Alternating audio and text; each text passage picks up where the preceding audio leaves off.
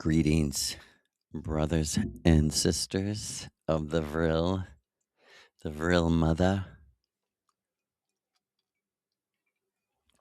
May 26th, 2026, 526, 26, 526, 2026. And we greet you as I rip the cord out.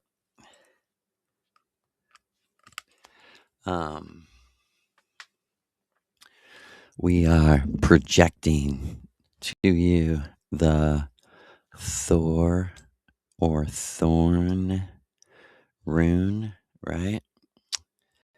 The Thorn rune, the Thorn rune, which says, keep yourself. Which, okay, we would interpret like this. There's no chance of Maria, who's here with us now, and Big Lulu, who's here with us now. We would say this thorn rune, it really is, truly is the thorn.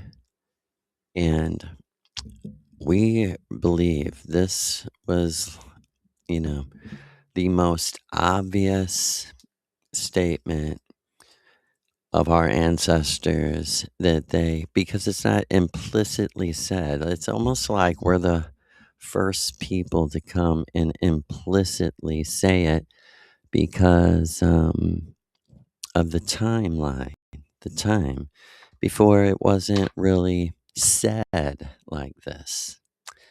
As you can see, like we are extending Miguel Serrano. We're the natural extension of Nos, the book of resurrection. We're the life after the resurrection.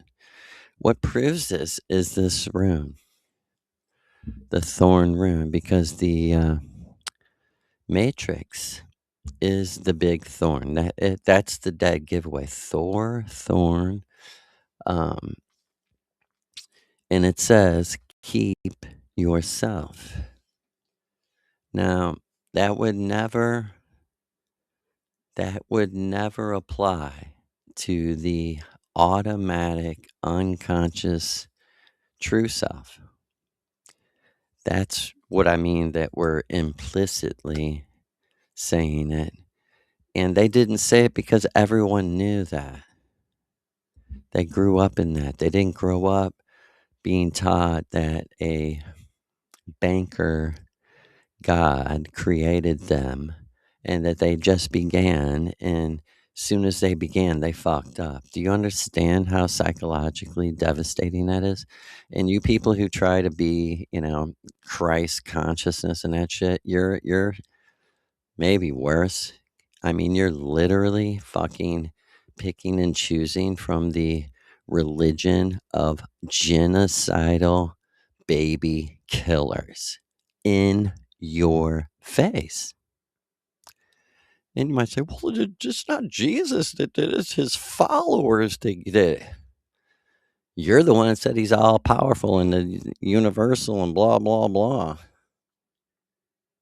So if he's all that, then he sure enough fuck could stop his followers from burning children to death, huh? Oh no, shut up, Talmudic hater. Oh, like he's a hater.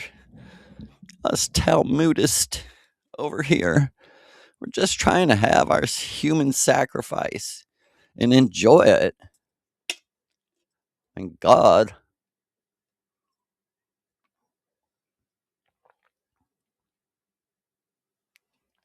And this is what the thorn rune is about. In the midst of this metal storm of information, and we don't have anything like this on Venus, not even close. Nowhere close do we have motherfuckers trying to sell us something everywhere we go. Every video, every anything. If it's not the commercial, it's to join the Patreon and join this and join that and buy me a coffee and leave me hey motherfucker, check it out. Go out and work instead of sit there and on the internet talking. And I know it takes time, but have our people really become fucking Christian pastors? Leave me a donation, buy me a coffee. I mean, you're literally passing a plate and you're just that fucking retarded. And when you're like, we're the new media, we're the fucking anti woke, but buy me a coffee, please, or join my Patreon or blah blah blah, you know. And I'm not saying that nobody's worth it, that it's not worth some of the things, but the like lack of embarrassment, lack of shame, lack of you're asking people for money when you could go work.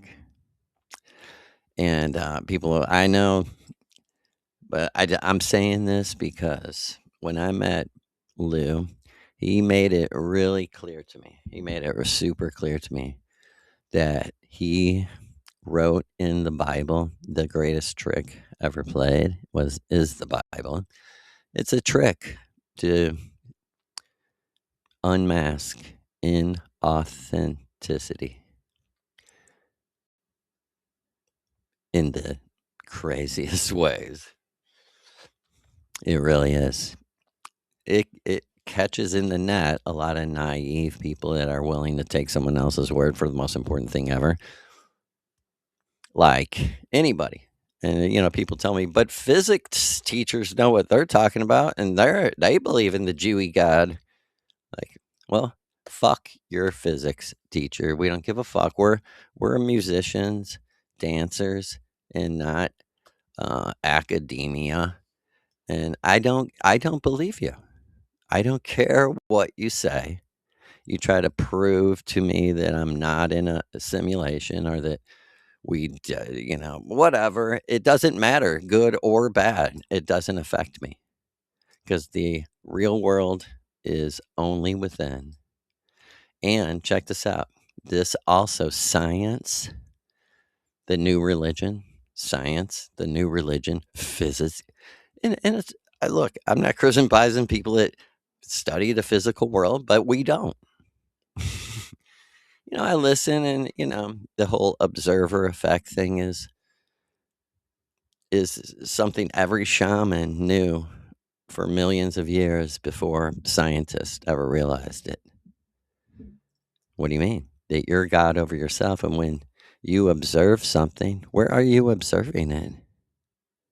Out there, through my eyes, but your eyes are going where? Within you. And they're only observing to change the things, to bring them inside as memories to build what you want to build. It's not more complicated than that. And people are like, but there's got to be an intelligence behind nature. I mean, you haven't figured this out yet? That there's not? That nature is neutral, is exactly that. It's just is. And they're like, there's got to be a being that did it. No, there does not. You Because if I knew there was a being, I would state the truth. But I refuse to make an assumption about the most important thing. And they're like, this isn't an assumption, it's math. Numbers and letters are assumptions. Like they had to talk, Maria and Lou had to talk to me, just talk to me in their own language, their own like inside jokes and personal language. So I would get, man, this is not how you live. Studying books and listen to physicists and, you know, and just constantly studying and studying and listening is not living, and it's not learning either. That's not how you learn. You learn through experience, not through studying. Studying can be an experience, but it also can be to other people boring. Boring. School was the most boring fucking thing ever to me. College, I dropped out because it was so fucking boring. I had psychology, philosophy, and like a creative writing class or something my very first semester. I dropped the philosophy because I was like, dude, it's so uninteresting to me. I cannot even fucking follow you. It's like you're causing, and you're causing me not to be able to concentrate on you because I'm like, who fucking cares? Man, this guy's position on man's nature, this guy's position on man's nature, this guy's position, and it was all the fucking same. And it was just like church all over again, like endless fucking talking about shit that was not that interesting to me. And, it just is our way not to trust microscopes and people and teachers. And this is me and Maria's way not to trust you. I cannot trust you and think for myself.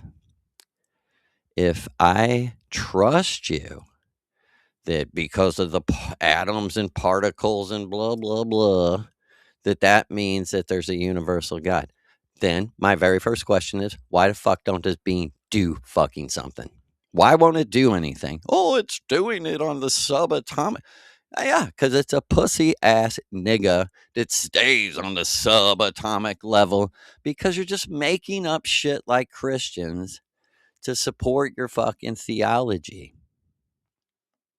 That's what you're doing. And people are like, but some of them are saying what you're saying. So what? I don't care.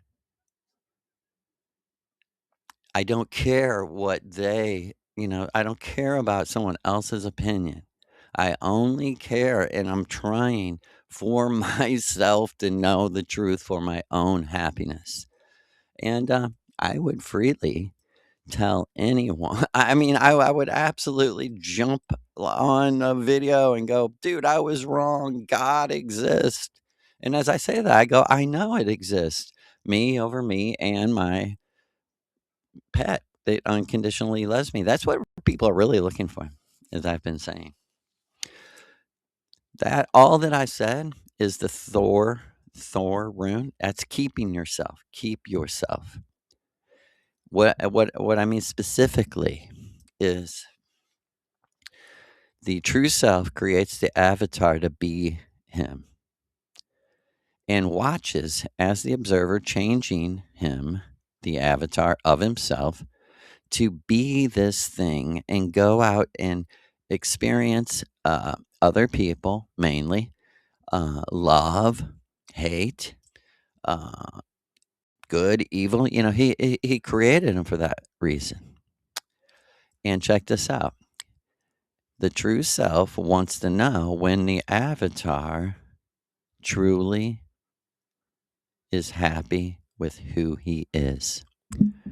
When the avatar works it out to where he can honestly say, I am happy with who I've become. I have changed my mindset. It could be from anything. And I am here now, and I believe that this is who I'm supposed to be. And don't forget, back home, we are unconsciously have a very powerful, you are what you believe. So, in other words, I was saying, like, I have finally come to believe in me. Um, Finally, I'm eternal. The whole Bible, John 3:16, is just some of the dumbest shit you ever heard. God so loved the world. Does he really? Then that's why he makes us suffer like this. I mean, you got to be motherfucking kidding. You got to be motherfucking kidding. God so loved the world, so he killed his own son. Got to be fucking out of your mind. You're fucking crazy to say that that's good. He did it for our sins. It doesn't, the reason he did it doesn't matter. This book implicitly says this all powerful being tortured and murdered his own son. That the people that were acting, he had taken over them with his power, and they weren't even knowing what they were doing. Just like it says in the book of Romans that Pharaoh had no choice, that Yahweh had hardened his heart. So all the tests that Pharaoh was given, he had no chance of passing them because his personality was wiped aside, and God had taken over him and did he, and made all this evil come upon Egypt because he was pissed off and wanted to kill everybody's firstborn. I mean, I'm so fucking sick of it. I'm so sick of saying it. And, this is what it means to keep yourself, to become, uh, the warrior. I mean, Thor is the warrior. So let's get to our first reading. All right. Our first reading from Uncensored Adolf Hitler. Talmudic Jewry. All right. This is Hitler on Talmudic. That would be for people that don't know. Kabbalistic. The Talmud is part of the Kabbalah, which is a total reworking, forgery, stolen, inversed, imploding even books that were stolen from Northern European religions and compiled when they murdered our ancestors and took their books and all their everything they wrote. Today, says Adolf Hitler, today it is hard and almost impossible for me to say when the word Jew first began to raise any particular thought in my mind. I don't remember even having heard the word at home during my father's lifetime. I know that's how fucking racist Germans were. He never even heard the word, just like me. I totally remember asking my mother, what does that mean when someone says you Jewed me? Because I didn't even know what a Jew was. And I was like 9 or 10 years old or something. So I had never heard my parents ever say the word. And let me tell you, nigga, that's how poor we were. Yeah, we would have known the word if we had money. But my father worked for the post office. My mother didn't work. And we were poor. I didn't expect anything material. That was punk rock, though, to be able to say that, like, I'm not fucking kidding you. Like, this is all, the only car I could afford. Or, when you're 16 years old, you don't know what the fuck you're doing. but it turned, what I'm trying to say is punk rock arose out of true working class frustration in my day. And in my day was from 1982 is when I first seen or heard of a punk rocker. It was on like a show. I was like, I never seen anyone dressed like that, mohawk, leather jacket. And I was just like, what is that? My very first thought is, I want to look like that. I was 13.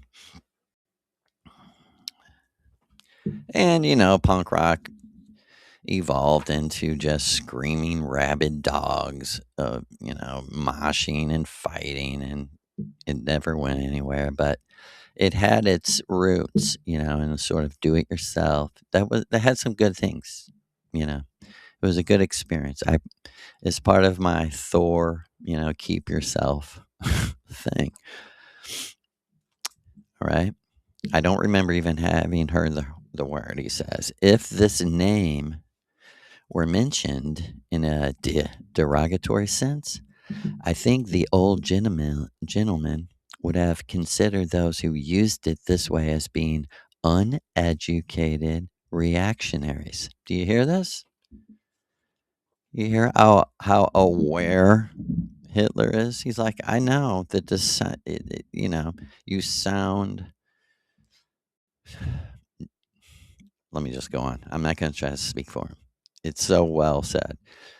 It was not until I was 14 or 15 that I frequently ran up against the word Jew. So he was 15 fucking years old, partly in connection with political controversies.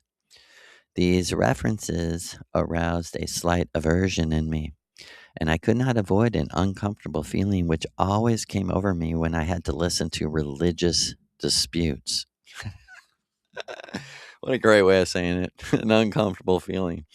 But at that time, I had no other feelings about the Jewish question. Did you hear that? As I thought they were persecuted on account of their faith, my aversion to hearing remarks against them grew almost into a feeling of abhorrence.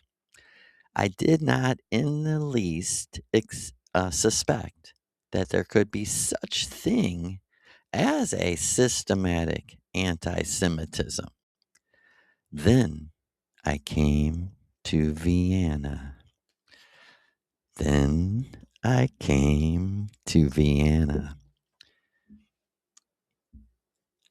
Hail to Addie. Hail to Maria.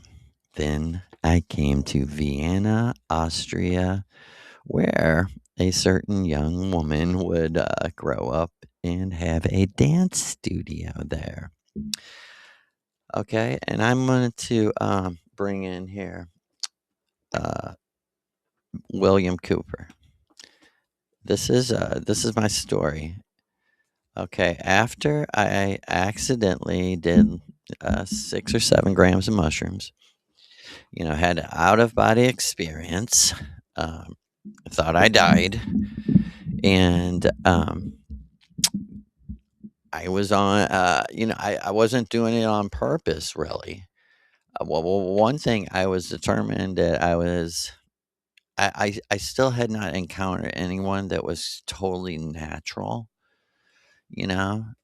So I came out of it saying, I am done with all bad drugs. All, and not mushrooms. I didn't think the mushrooms were bad.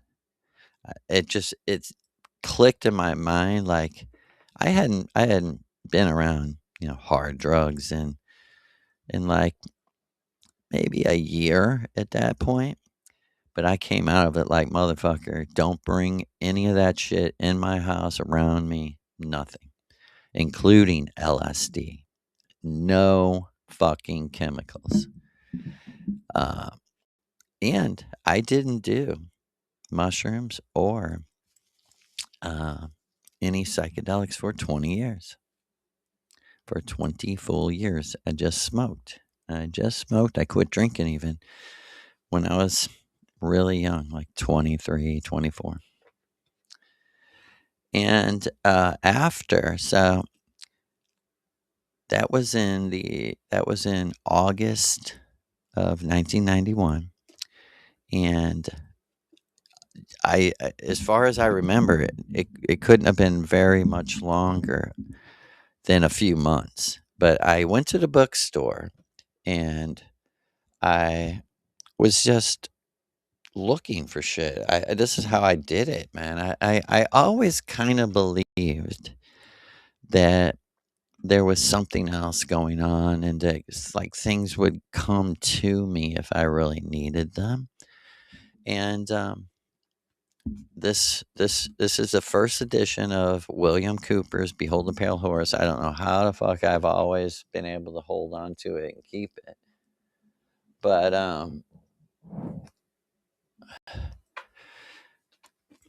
as Addie was saying, this was the first place I heard anything about the Jewish question, because right here, treason in high places, the United Nations Treaty, United Nations, America losing its constitution, treason in high places, is followed by the protocols of the elders of Zion. And he's got a a whole little introduction where he talks about goyim, meaning cattle. He does kind of say that Jews and like secret societies, Illuminati, and all that is kind of put together, and he's right, but he's also wrong in a way. But this is where I first heard of it.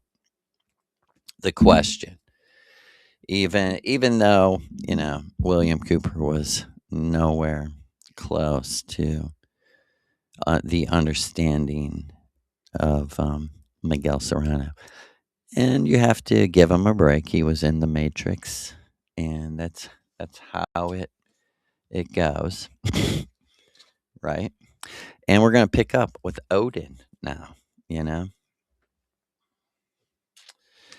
So we just finished the Pied Piper, and the whole reason, and we're reading from the Norseman, A.J. Gerber. The whole reason that they had to write the Pied Piper like they did is because they could never ever mention any connection to Odin, or they'd be killed, burned at the stake by the Catholic Church. It's such a shame. All the music, all the books, all the everything gone because you believe in Jesus or we kill you. And how dare any of our people fuck with any of this after knowing that? After you know that, how could you dare go to their church? Willingly. I understand if it's a wedding or something. I mean, willingly and act like this Messiah is real. Get the fuck out of here. You know why? Because we're such cavemen Europeans. We had to have a desert Middle Eastern Messiah. Here we go. Another German legend which owes its existence to this belief is the story of Bishop Hato.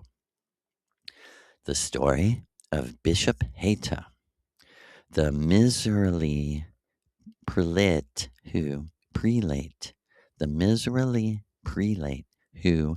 annoyed by the clamors of the poor during a time of famine, had them burned alive in a desert barn like the rats whom he declared they resembled, rather than give them some of the precious grain which he had laid up for himself.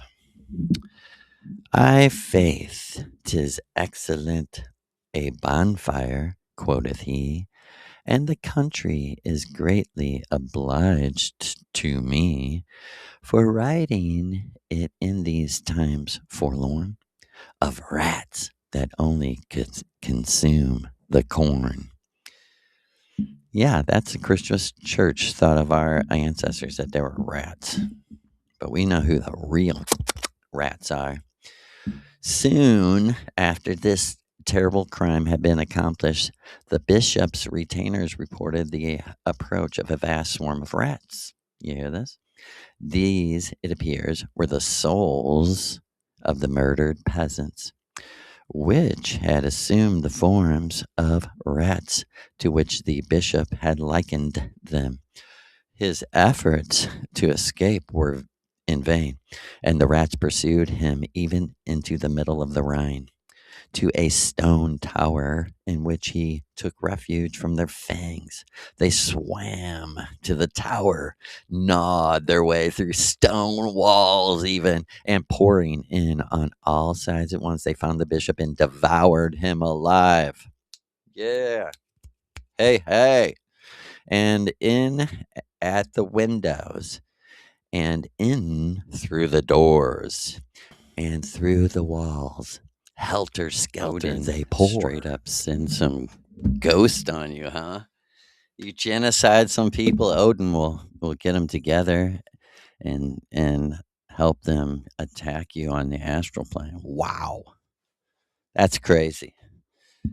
Man, that's wild. That's wild when you think about it.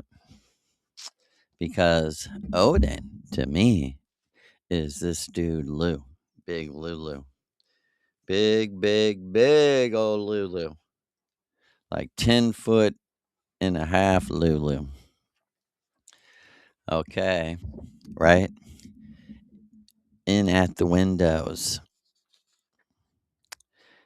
Uh in at the windows and in at the doors. In at the windows and in at the doors, and through the walls, helter skelter they pour, and down from the ceiling and up through the floor, from right and the left, from behind and before, from within, from without, from above and below, and all at once to the bishop they go. They have whetted their teeth against the stones, and now they pick the bishop's bones.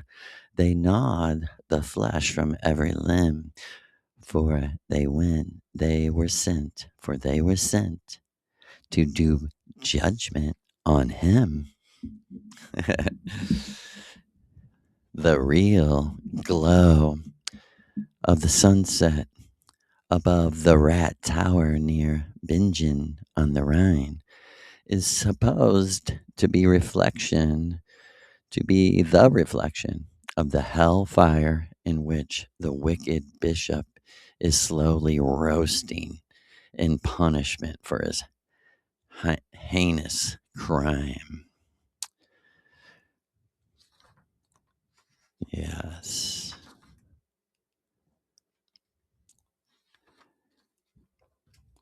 In some parts of Germany, Odin was considered to be identical with the Saxon god Ermin Sultry. Remember, we've been talking about Ermin, whose statue, the Irminsul, near Paderborn, was destroyed by Charlemagne. Ermin was said to possess a ponderous brazen chariot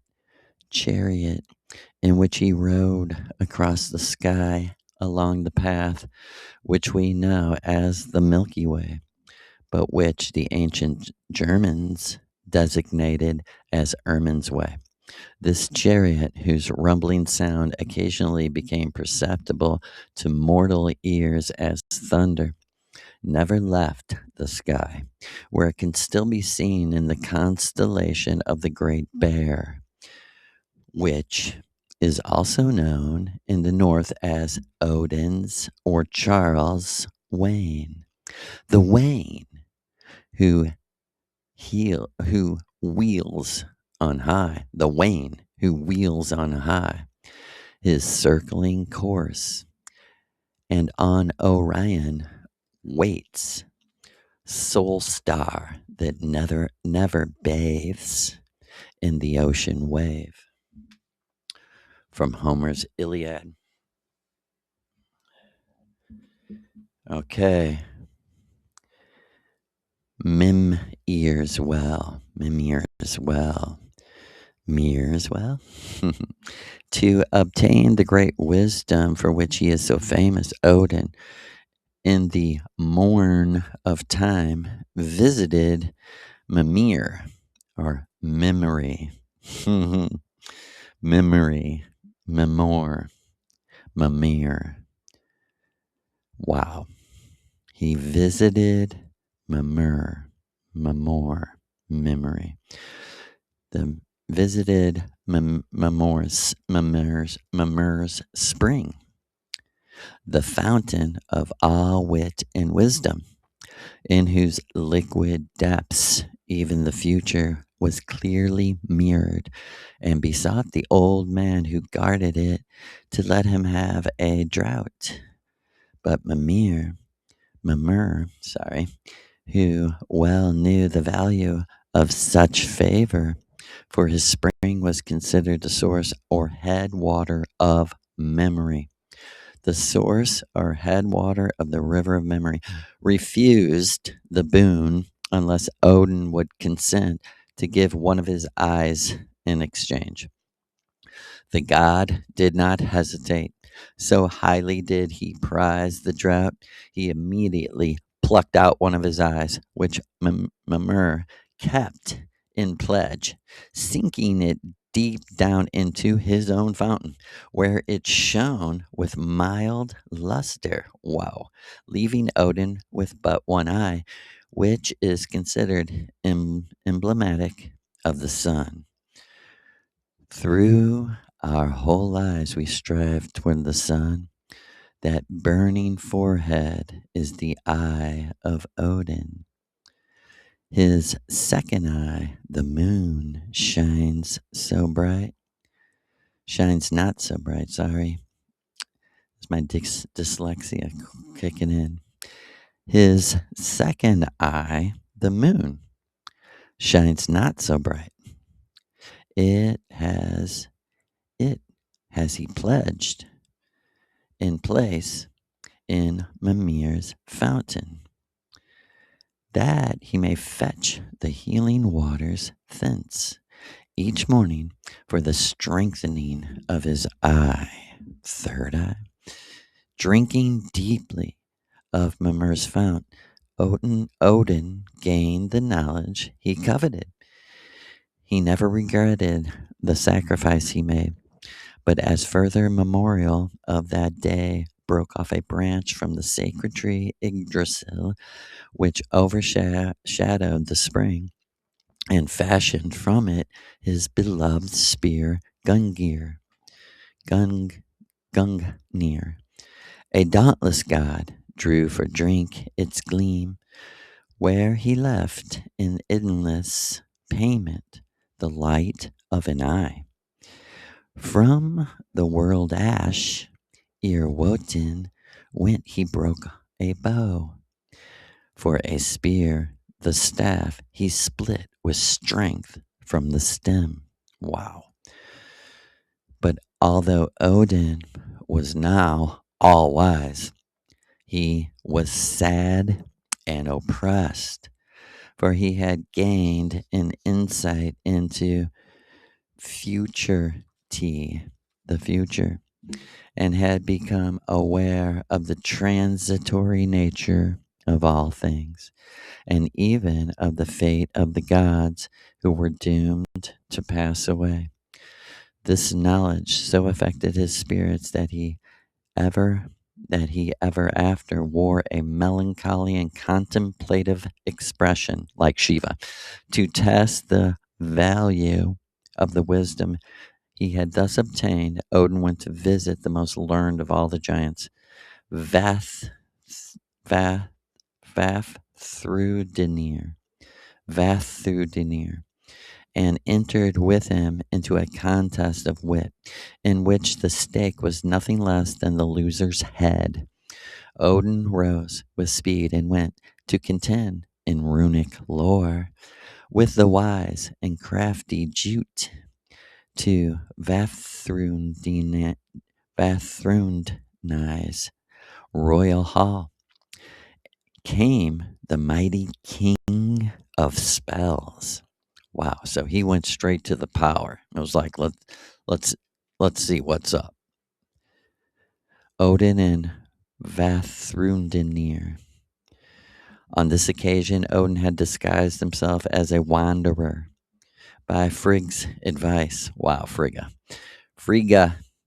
Wow, Frigga told him, disguise yourself as a wanderer. That's awesome. And when asked his name, declared that it was Gangrad. Gangrad. The contest of wit immediately began. Vafthrûdnir questioning his guest concerning the horses which carried day and the horses that carried night across the sky, the river Eifing separating Jotunheim from Asgard, and also about Figrid, the field where the last battle was to be fought. All these questions were minutely answered by Odin, who, when Vafthrûdnir, when Vath had ended, began the interrogation in his turn, and received equally explicit answers about the origin of heaven and earth, the creation of the gods, their quarrel with the Vanas, the occupation of the heroes in Valhalla, the offices of the Norns, and the rulers who were to replace the Aesir when they had all perished with the world that they had created. But when, in conclusion, Odin bent near the giant and softly inquired what words All Father whispered to his dead son Baldur, as listen to this, Odin bent near to the giant and softly inquired what words All Father whispered to his dead son Baldur as he lay upon his funeral pyre. Vafthrûdnir suddenly recognized his divine visitor. He suddenly recognized Odin. Starting back in dismay, he declared that no one but Odin himself could answer that question, and that it was now quite plain to him that he had madly striven in a contest of wisdom and wit with the king of all the gods, and fully deserved the penalty of failure and the loss upon his head. Not the man of mortal race knows the words which thou hast spoken to thy son in days of yore. I hear the coming tread of death. He soon shall raise the runic lore and knowledge of the rise of the gods from his ill-fated soul, who strove with Odin's self the strife of wit, wisest of the wise that breathes. Our stake was life, and thou hast won, Odin. As is the case with so many of the northern myths, which are often fragmentary and obscure, this one's ends here. And none of the skalds inform us whether Odin really slew his rival or what was the answer to the question. But mythologists have hazarded the suggestion that the word whispered by Odin into Baldur's ear to console him. Whoa, that was weird. Listen to this. Scholars, mythologists have suggested the word whispered by Odin in Baldur's ear to console him for his untimely death. It must have been resurrection. Invention of the runes by our great father, Odin. Besides being the god of wisdom, Odin was god and inventor of runes, the earliest alphabet used by northern nations, which characters signify mystery, were at first used for divination, although in later times they served for inscriptions and records. Just as wisdom could only be obtained at the cost of sacrifice, Odin himself relates that he hung 9 days and 9 nights from the sacred tree Yggdrasil, gazing down into the immeasurable depths of Niflheim, plunged in deep thought and self wounded with his spear ere he won the knowledge that he sought. I know that I hung on a wind rocked tree 9 whole nights with a spear wounding me, and to Odin offered myself to myself. Do you hear that? And to Odin offered myself to myself on that tree of which no one knows from what root it springs. When he had fully mastered this knowledge, Odin cut magic runes upon his spear, Gungnir, sorry, upon the teeth. Also, listen to this. Listen to this. He gave his horse a grill. Odin cut magic runes upon his spear, Gungnir, and upon the teeth of his horse, Sleipnir. Wow. Upon the claws of the bear, and upon countless other inanimate and animate and inanimate things. And because he had thus hung over the abyss for such a long space of time, he was ever after considered the patron divinity of all who were condemned to be hanged or who perished by the noose. Whoa. After obtaining the gift of wisdom, the gift of wisdom and runes, which gave him power over all things, Odin also coveted the gift of eloquence and poetry, which he acquired in a manner which we shall relate in a subsequent chapter. Geirrod and Agnar. Odin has already been stated took great interest in the affairs of mortals, and we are told was especially fond of watching King Hroðing's handsome little sons, Geirrod and Agnar. Geirrod and Agnar, when they were about 8 and 10 years of age, respectively, one day these little lads were fishing, and a storm suddenly arose which blew their boat far out to sea, where it finally stranded upon an island upon which dwelt a seeming old couple who in reality were Odin and Frigga in disguise. They had assumed these forms in order to indulge a sudden passion for the close society of their proteges. The lads were warmly welcomed and kindly treated, Odin choosing Garad as his favorite and teaching him to use the use of arms, while Frigga petted and made much of little Agnar. The boys tarried on the island with their kind protectors during the long, cold winter season. But when spring came and the skies were blue and the sea calm, they embarked in a boat which Odin provided and set out for their native shore. Favored by gentle breezes, they were soon wafted thither. But as the boat neared the strand, Geirrod quickly sprang out of it and pushed it far back into the water, bidding his brother sail away into the evil spirit's power. Whoa. At the same moment, the wind veered, and Agnar was indeed carried away, while his brother hastened to his father's palace with a lying tale as to what had happened to his brother. Man, this is like Joseph in the Bible. This is probably where they stole it. He was joyfully received as one from the dead, and in due time he succeeded his father upon the throne.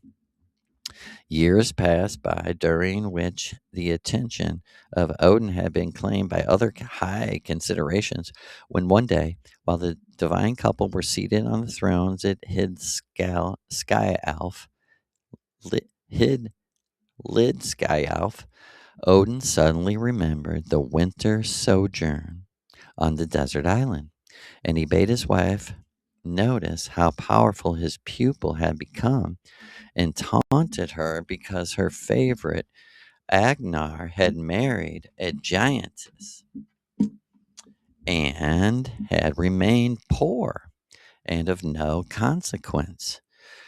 Frigga quietly replied that it was better to be poor than to be hard-hearted, and accused Girod of lack of hospitality, one of the most heinous crimes in the eyes of the Northmen.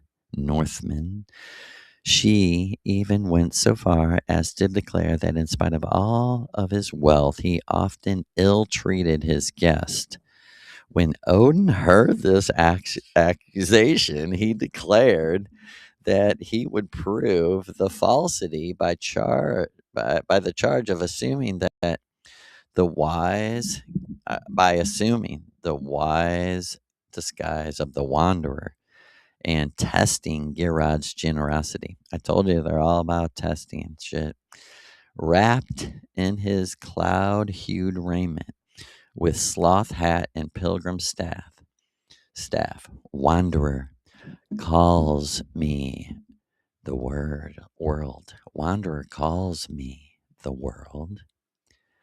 Far have I carried my feet on the back of the earth. I have boundlessly been the wanderer. Odin immediately set out by a roundabout way while Frigg outwitted him. Odin immediately set out by a roundabout way uh,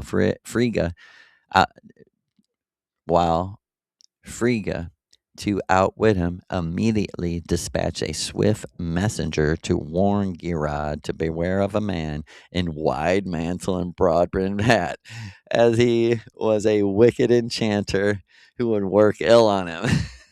This is crazy. When, therefore, Odin presented himself before the king's palace, he was dragged into Girod's presence and questioned roughly. He gave his name as Grimnir, but refused to tell whence he came or what he wanted. So, as this reticence confirmed the suspicion suggested, it confirmed the suspicion suggested to the mind of Girod. He allowed his love of cruelty full play and commanded that the stranger should be bound between two fires in such a way that the flames played around him without quite touching him, and he remained thus 8 days and nights in obstinate silence without food.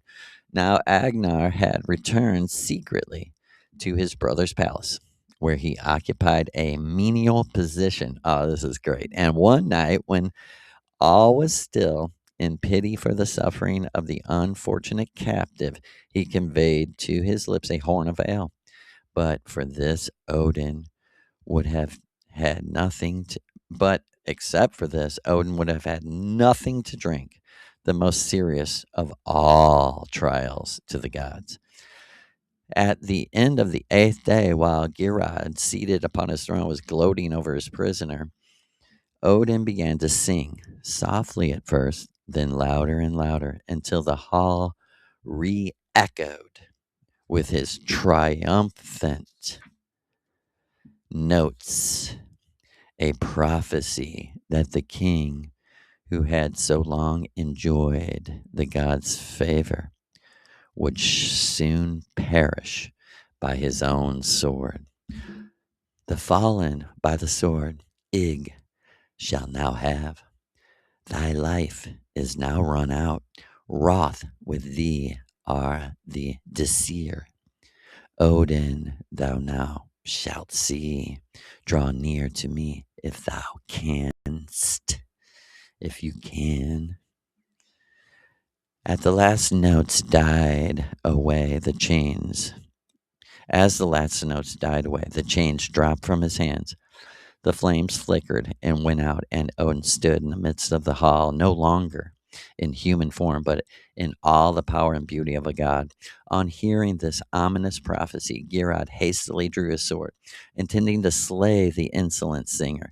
But when he beheld the sudden transformation, he startled in dismay, tripped, fell upon the sharp blade, and perished, as Odin had just moments before foretold. Turning to Agnar, who, according to some accounts, was the king's son and not just his brother, For these old stories are often strangely confused. Odin bade him ascend the throne in reward for your humanity, and further to repay him for the timely drought of ale. He promised to bless him with all manner of prosperity. On another occasion, Odin wandered to earth and was absent so long that the gods began to think that they would not see him in Asgard ever again. This encouraged his brothers Vili and V, who by some mythologists are considered to be other personifications of Odin, to usurp his power and his throne, and even we are told to espouse his wife Frigga. Be thou silent, woman, Frigg, be silent. Thou art Figron's daughter, and ever hast been fond of men.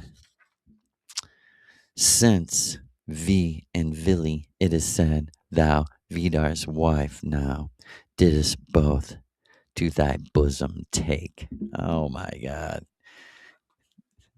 You can imagine. We'll leave off right there. And I just want to say, uh, how much I love you, and say this little prayer over you. May Lu guide us.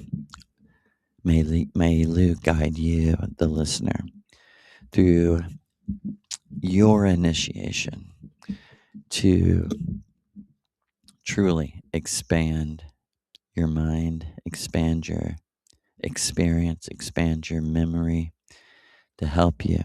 Yeah, that's what I'm trying to say, isn't it? May Lu help you to remember, recover, and return. And check this out, the Thor rune to you. Keep fighting, never give up.